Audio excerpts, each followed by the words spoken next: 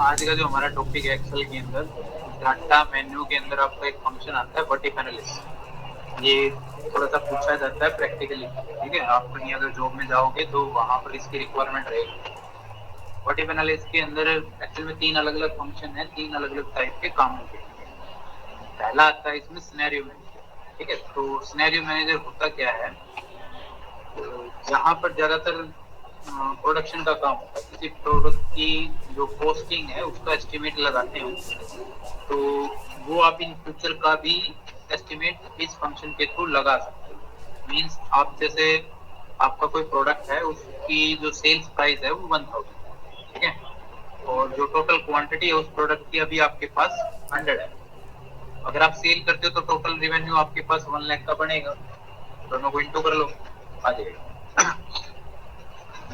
अब ये जो सेल्स प्राइस है हमारा, या यूं कह लो कि आपकी जो भी प्रोडक्ट की कॉस्ट है, हम एक प्रोडक्ट की प्राइस की बात नहीं कर रहे अभी, हम एक प्रोडक्ट की कॉस्ट के बारे में बात कर रहे हैं कि एक प्रोडक्ट को अगर हम मैन्युफैक्चर कर रहे हैं तो उसके जिस जिस पार्ट पे जितना जितना हमारा एक्सपेंस हो रहा है उसको हम कॉस्ट बोल सकते हैं।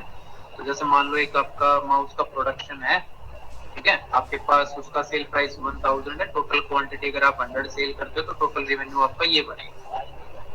अब इस प्रोडक्ट की जो मैन्युफैक्चरिंग है उसके अंदर जो भी आपके एक्सपेंसेस, वो क्या क्या है। एक तो मान लो उसका जो कवर है बॉडी पार्ट, उसकी कॉस्ट आपको 150 रुपीज पड़ रही है, ठीक है। सर्किट बोर्ड इलेक्ट्रॉनिक जो पार्ट है अंदर का उसका 100 पड़ रहा है। वायर का कॉस्ट है आपका 80, लेबर का कॉस्ट है 50, पैकेजिंग कॉस्ट है उसकी, ट्रांसपोर्ट कॉस्ट है, ठीक है। इन सभी कॉस्ट को मिला के आपकी एक प्रोडक्ट की कॉस्ट आ जाएगी। भी हम सारी कॉस्ट को अगर मिला दें तो हमारे एक प्रोडक्ट की मैन्युफैक्चरिंग कॉस्ट अपने पास आ जाएगी। अब 100 अगर क्वांटिटी है तो उससे मल्टीप्लाई कर लो 100 की, तो आपकी कॉस्ट आ जाएगी, टोटल कॉस्ट। वही हमने यहाँ किया है, ठीक है। सभी कॉस्ट को प्लस करके क्वांटिटी से मल्टीप्लाई करवा। अब आपको निकालना है नेट प्रॉफिट। तो नेट प्रॉफिट का मतलब क्या होता है कि आपका जो रिवेन्यू है, ठीक है, आपने मान लो किसी प्रोडक्ट को जिस रेट में सेल किया है और उसको बढ़ाने में जो आपके खर्चे आए वो माइनस कर दो, तो जो बचेगा वो एक्चुअल में आपका नेट प्रॉफिट होता है। अगर आप वैसे बोलते हो कि भाई मैंने इस प्रोडक्ट को इतने में सेल कर दिया, तो हम उसको प्रॉफिट नहीं बोलते या इनकम नहीं बोलते, उसको रेवेन्यू बोलते हैं कॉमर्शियली। तो वही हमने यहाँ किया है, ठीक है। 1 लाख में से 93,000 हमने माइनस कर दिया, 7,000 हमारा नेट प्रॉफिट निकल के आया। अब इस नेट प्रॉफिट को अगर मान लो इन फ्यूचर हम एस्टिमेट लगाना चाहते भी, मान लो 3 महीने के बाद जैसे आपके प्रोडक्ट की जो कॉस्ट है वो बढ़ेगी, ठीक है, तो हमारा नेट प्रॉफिट कितना जा सकता है आप एस्टिमेट लगा सकते हो, एक रिपोर्ट बना सकते हो। तो उसके लिए क्या करना है, आपके पास डाटा के अंदर वर्टिकल एनालिसिस में एक सिनेरियो मैनेजर का ऑप्शन देना। सबसे पहले आपको करना क्या है, जहां रिजल्ट आपको चाहिए है, ठीक है, तो फाइनल रिजल्ट आपको चाहिए है उस सेल को अपना सिलेक्ट करना। अच्छा, अभी मेरे पास यहाँ पर जो भी ये कॉलम है मैंने हर एक को क्या है नेम रेंज दे रखा है। जैसे इस सेल का मैंने नेम दे रखा है प्राइस, ठीक है, जो ऊपर कॉलम में आप देखोगे नेम दे रखा है, ठीक है। ये ऑलरेडी आपको मालूम है चीजें कैसे देनी है, क्योंकि जब रिपोर्ट आए तो रिपोर्ट के अंदर ये लिखा हुआ है कि भाई ये जो कॉलम है ये इस चीज का है। अगर खाली वहां वैल्यू आएगी तो पता नहीं चलेगा कि ये वैल्यू किस चीज की है। तो इन सेल्स को आप अपना नेम देना, ठीक है। हर एक सेल को मैंने अपनी तरफ से नेम दे रखा है, इस टाइप का उसमें डाटा है, ठीक है। और मेन तो ये दो तीन चीजें हैं। तो हमें प्रॉफिट इन फ्यूचर का पता करना है, तो नेट प्रॉफिट वाला सेल सेलेक्ट किया, वर्टिकल एनालिसिस में गए, सिनेरियो मैनेजर, ये ऑलरेडी कुछ सेट है, इनको हम कर देते हैं डिलीट, ठीक है। आपके पास फर्स्ट टाइम ऐसा मिलेगा जब आप आओगे, ठीक है, सिनेरियो मैनेजर तो कुछ इस तरीके का मिलेगा। आपको करना है ऐड। आप यहाँ पर जो प्रॉफिट चाहते हो किस मंथ का या कितने मंथ के बाद का या किस क्वार्टर का दिखाना चाहते हो, जो भी नाम देना चाहो आप यहाँ दे सकते हो। अभी हम यहाँ डाल रहे हैं प्रॉफिट इन क्वार्टर 2। अभी ये हमारा मान के चलो फर्स्ट क्वार्टर का प्रॉफिट है, हम सेकंड क्वार्टर का एस्टिमेट लगाना चाहते हैं, ठीक है। Changing cell. अब कॉमन सी बात है कि अगर इस सेल में हम कोई वैल्यू चेंज करवाना चाहते हैं तो क्योंकि यहाँ तो टोटल होके आया है, यहाँ भी जो वैल्यू हमने यूज की है उन्हीं में चेंज करना पड़ेगा। तो आप जिन वैल्यू के अंदर चेंज करवाना चाहते हो यहाँ पर वो रेंज सेलेक्ट कर लेना। ठीक है, हमारी मेन रेंज है ये जो टोटल कॉस्ट वाला सेल है ये भी नहीं लेना। ठीक है, थोड़ा ध्यान रखना, क्योंकि ये जो हमारे कॉस्ट के सेल हैं इनमें अगर कोई चेंजेस करेंगे तो कॉमन सी बात है हमारा नेट प्रॉफिट भी इफेक्ट करेगा, टोटल कॉस्ट भी इफेक्ट करेगी। ठीक है, ये आपके हो गए 4-5 सेल जो भी कॉस्ट के हैं, सिलेक्ट करके ओके कर लेना। जैसे ही ओके करोगे तो ये आपसे पूछेगा कि भी अभी तो फिलहाल 150 है, सेकंड क्वार्टर में ये जो बॉडी का कॉस्ट है ये कितना आपकी तरफ से हो सकता है, बढ़ सकता है, कम हो सकता है, जो भी है। ठीक है, वो एस्टिमेटेड वैल्यू यहाँ डाल।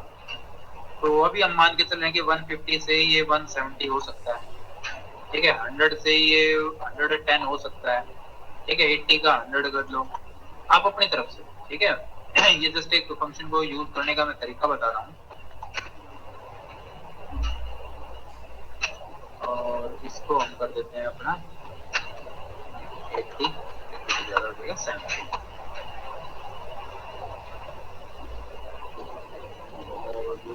ये लास्ट था हमारा ट्रांसपोर्ट कोड, तो इसको 550 कर दिया।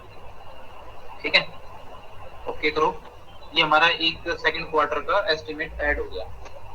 आपको थर्ड का भी ऐड करना है, दोबारा गई प्रॉफिट इन क्वार्टर 3।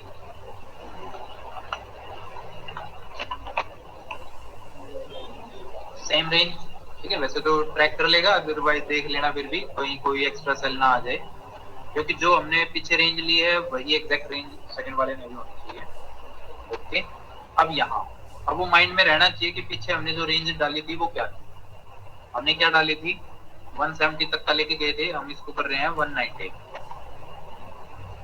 ठीक है, 120 से हम 150, इसको कर देते हैं हम 110, 80, 75, 600। ओके, ठीक है, हमने 2 क्वार्टर का एस्टिमेट ऐड कर दिया। अब अगर आप इन रिपोर्ट्स को यहाँ पर अब डिस्प्ले करना चाहते हो, ठीक है, रिपोर्ट आपकी यहाँ भी डिस्प्ले हो सकती है, एक अलग शीट में लेके जाना चाहो वो भी हो सकता है। ठीक है, तो जिस भी क्वार्टर का आपको रिपोर्ट अभी यहाँ चेंज करके दिखाना है उसी को सिलेक्ट करके शो कर देना, वो ऑटोमेटिकली आपको बता देगा। सेलेक्ट किया, शो।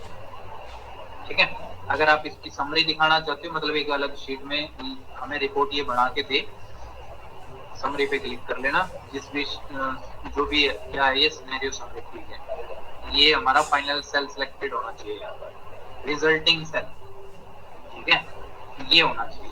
ठीक है, अगर वो गलती से कोई और सेल दिखाए तो अपना चेंज कर लेना। ओके करो, आपकी एक अलग शीट पे रिपोर्ट बन के आ जाए। ठीक है भैया, ये तो हमारी है करंट वैल्यू चेंजेस, ये सेकंड क्वार्टर में, और ये हमारी थर्ड क्वार्टर।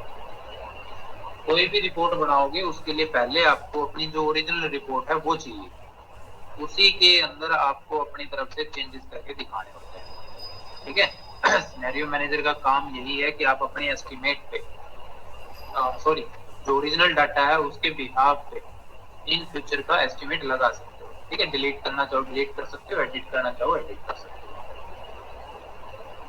सर एक बार फिर से बताना, ये इकट्ठा कैसे आएगा? जैसे वो समरी का ऑप्शन यहाँ एक्टिव मिलेगा।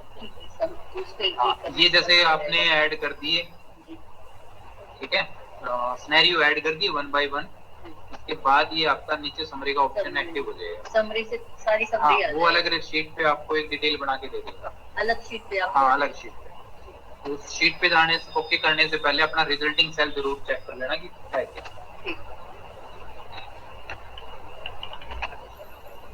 ठीक है, नेक्स्ट इसमें फंक्शन आता है हमारा गोल सीक। अब गोल सीक क्या करता है? गोल सीक क्या करता है कि जो आपका ऑलरेडी रिजल्ट आया हुआ है उसको आप अपनी चॉइस से कुछ और अगर बनाना चाहो बना सकते हो। जैसे मान के चलो, अभी एक छोटा सा एग्जांपल दे रहा हूँ, ठीक है, बाद में आएंगे पे। आपके किसी प्रोडक्ट की कॉस्ट है 1800, ठीक है, आप उसको अपने किसी कस्टमर को आफ्टर डिस्काउंट सेल करना चाहते हो, कितने का सेल करना चाहते हो, 1500, ठीक है, तो उसको कितना डिस्काउंट दे, ठीक है, कस्टमर कह रहा है कि भाई नहीं 1800 नहीं, उसको 1500 में दे दो, तो आपको दिखाना है वहां डिस्काउंट, हमने इतना डिस्काउंट दे दिया कस्टमर को, तो वो कैलकुलेशन में आपको दिखाना है कि भी इतना डिस्काउंट बन गया। तो ये तो कैलकुलेशन आपको ऑलरेडी मालूम है, ये ओरिजिनल रेट है हमारा, हमें डिस्काउंट नहीं मालूम कि कितना दे, ठीक है, बट डिस्काउंट देने के बाद जो हम प्रोडक्ट सेल करना चाहते हैं वो हमें मालूम है, ठीक है। उसको अगर पता करना हो तो क्या क्या करोगे, मान लो अभी एस्टिमेट के लिए हम अपने कस्टमर को 10% अगर डिस्काउंट दें, तो 10% डिस्काउंट देने के बाद हमारा जो आफ्टर डिस्काउंट अमाउंट होगा वो कितना होगा, इसको कैसे पता करते थे ना, ओरिजिनल कॉस्ट इंटू 1 माइनस आपका जो भी डिस्काउंट है, 1620 रुपए में आपको वो सेल करना है। अब अगर मान लो हमें रेट नहीं और डिस्काउंट रेट नहीं मालूम, क्या भी हम तो सिर्फ अमाउंट की बात कर रहे हैं, भाई 1800 का है, कस्टमर 1500 का मांग रहा है, तो उसको डिस्काउंट कितना लो, तो हमें यहाँ पर अपना डिस्काउंट पता करना है। और ये जो गोल सीक का फंक्शन है ये उसी सेल के ऊपर अप्लाई होता है जिस सेल में आपने कैलकुलेशन कर रखी है, ठीक है, कोई दूसरी वैल्यू आपको निकालनी है, ठीक है। तो आफ्टर डिस्काउंट सेल सेलेक्ट किया, गोल सीक पे गए, टू वैल्यू, आपको यहाँ क्या वैल्यू चाहिए वो यहाँ डाल दो 1500, बाई चेंजिंग सेल, इस सेल में चेंज करे फिर वो, ये यहाँ 1500 हो जाए इस सेल, ठीक है, और अपना ओके, तो हमें 17% उसको डिस्काउंट देना पड़ेगा अगर आप उसको 1500 में सेल करना चाहते हैं, ठीक है। एक और एग्जाम्पल ले लो इसी तरह का, मान लो एक स्टूडेंट के कुछ सब्जेक्ट्स के मार्क्स हैं, एक सब्जेक्ट के मार्क्स उसके मिस हैं, ठीक है, और जो रिजल्ट शीट बनी है उसके अंदर जो टोटल मार्क शो हो रहे हैं वो 350 शो हो रहे हैं, 350 शो किए गए हैं, ठीक है, तो हमें इस 280 को 350 करना है, तो इसका मतलब फिर वो ज्योग्राफी की वैल्यू आ जाएगी हमारे पास, ठीक है ना। तो 280 सिलेक्ट किया, गोल सीक पे गए, तो वैल्यू यहाँ क्या चाहिए हमें 350, चेंज किसमें हो यहाँ पर, ओके कर 70 मार्क्स उसके ऐड हमें करने पड़ेंगे जो ठीक है, उसकी वजह से आपके 350 बन गए, ठीक है। एक छोटा सा सैलरी का भी है, अब जैसे ये नेट सैलरी है, गोल सीक में या सिनेरियो मैनेजर में आपको फाइनल जो सेल होता है उसी को सिलेक्ट करना होता है कैलकुलेशन वाला। अब जो नेट सैलरी है मैं यहाँ चाहता हूँ कि इस एम्प्लॉय की जो नेट सैलरी है वो 25,000 आ जाए, ये बेसिक सी कैलकुलेशन है, वो आपकी बेसिक सैलरी जैसे एम्प्लॉय की 25,000 है, 2%, 5%, 8% और 250 रुपए उसका ओवर टाइम ये अलग से दे रखे हैं, उनका टोटल होगा एज ए ग्रोस सैलरी, ठीक है। ग्रोस सैलरी पे 15% आपका पीएफ और फिर टीडीएस और फिर आपकी नेट सैलरी।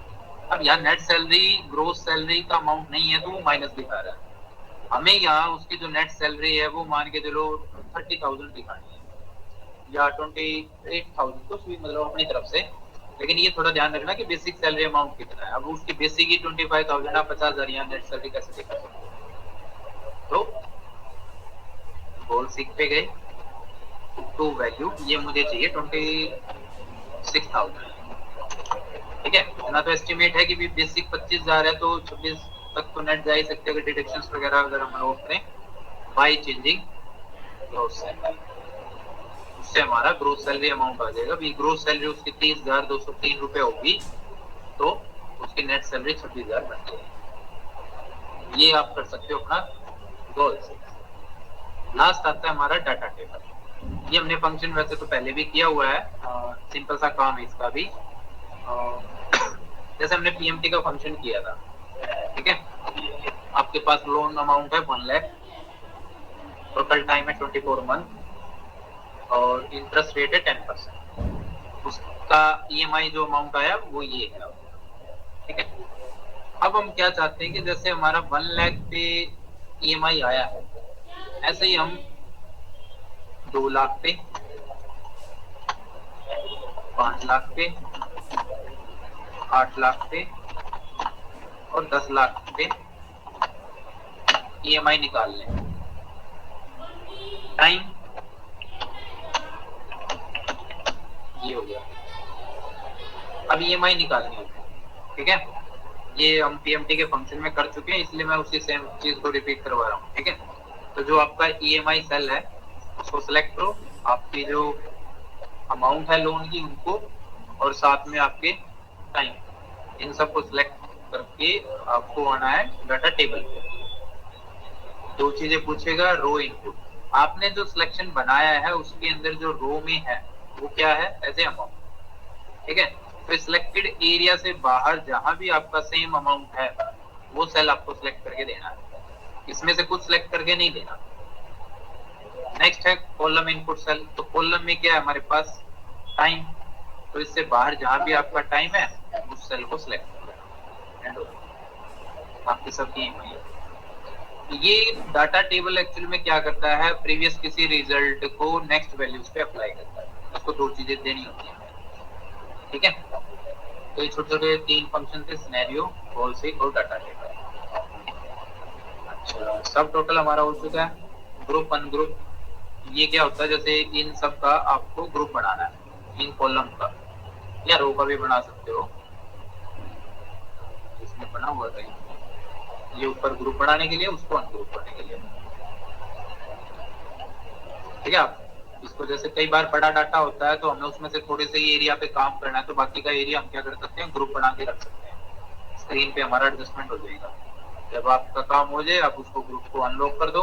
अगर ग्रुप हटाना ही है तो अनग्रुप पे गए, क्लियर आउटलाइन कर देना, तो चाहे रो में करो चाहे कॉलम में करो, रिक्वायरमेंट रहती है इसकी भी। एक यहाँ छोटा सा फंक्शन है टेक्स्ट टू कॉलम। एग्जाम में कई बार ये आता है, टेक्स्ट टू कॉलम का मतलब क्या है कि आपका एक सेल के अंदर 2 टाइप का डाटा है, ठीक है। और ये नॉर्मल काम है एक्सेल के अंदर।